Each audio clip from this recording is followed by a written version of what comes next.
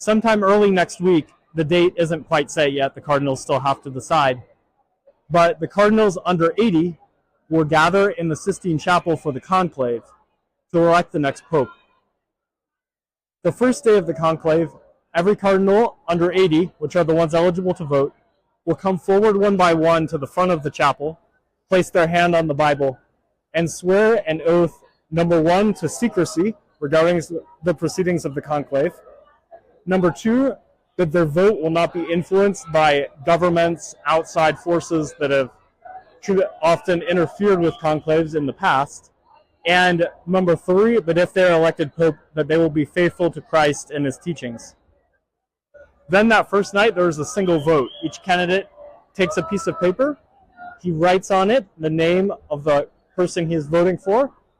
and brings it to the front of the chapel. Once every cardinal is voted, the votes are counted, and if someone has received a majority of 2/3 of the votes plus 1, he is elected pope. If there's no pope,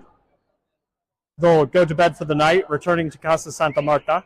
and then the next day they'll meet back in the chapel. There will be 2 votes in the morning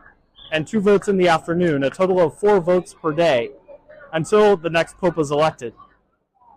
If there have been 3 days of votes without a pope, then they'll take a day for a break, a day of prayer, and also to talk with each other to discuss who they think would be a good candidate for the papacy, and then voting will continue the day after. If there have been 33 votes with no pope elected, then the voting continues,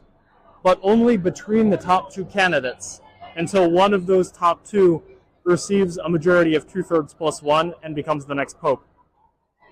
So we'll be watching in the square, the Sistine Chapel, next week